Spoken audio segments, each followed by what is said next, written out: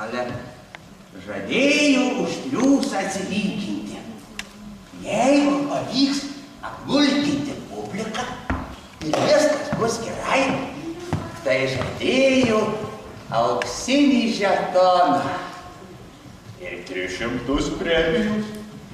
Dabar pažiūrės. 7 dabar. Jubiliejaus proga, Andrėjų Drevičiau, drįstu kreiptis į jūs. Bent jau už pagarbos aukštatvarkiškas darbui. Prašyčiau jūsų, nesikiškite į mano šeiminį gyvenimą. Prašyčiau. Nepakenčiamas jūsų charakteris Kuzmanikas.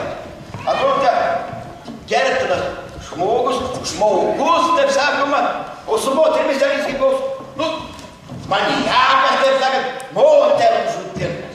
O aš niekaip nesuprantu, už ką jūs taip sakoma, nekenė. O aš juk nesuprantu, už ką jūs esate taip mylite.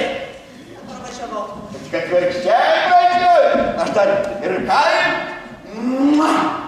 Sakau, vargšė Katė, kaip man jūs gaila. Brangiui, šiandien, taip sakoma, pas mus jubiliejus, o aš čia matau, kad tu čia kažkaip netaip apsitaisys. Ach, tiesa, jubiliejus, sveikinu ponai, vadinasi, šiandien balių suėjimas, tai man labai patinka. O tą sveikinimo raštą, kurį aš taip ilgai rašiau tavo balo nariams, ar tau jį šiandien perskaityti? Brangioje, apie tai nedera kalbėti, gal sakiau, tu išeitum, nes trukdai Kuzmanį Kalaičiai.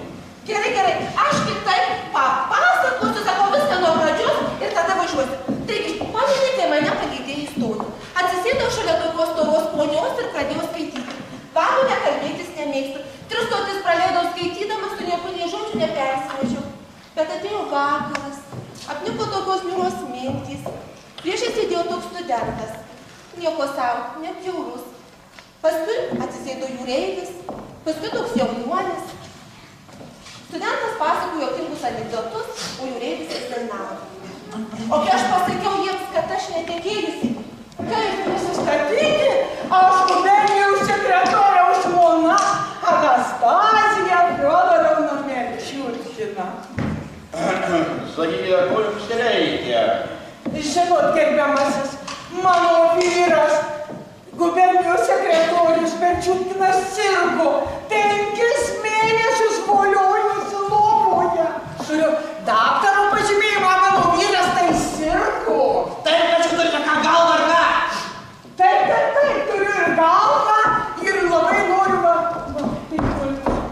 Vieną žodį, ponė, aš jums dar kartą klausiu. Jūs turite ką galvą ar ką? Nu, prašom, čia. Prašyčiau. Laukas čia!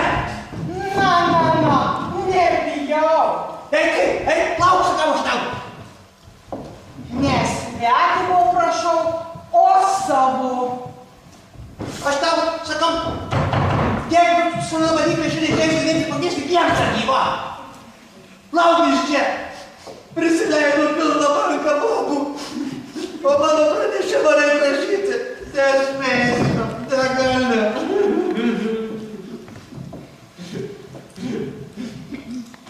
Nu kaip jau tu mužikė čia atrodo, parauksėdi palankė su vertėjais.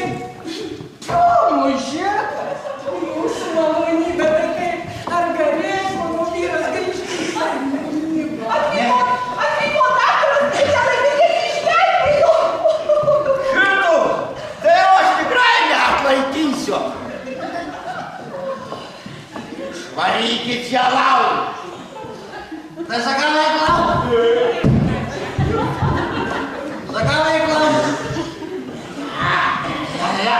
O va šitą baisybę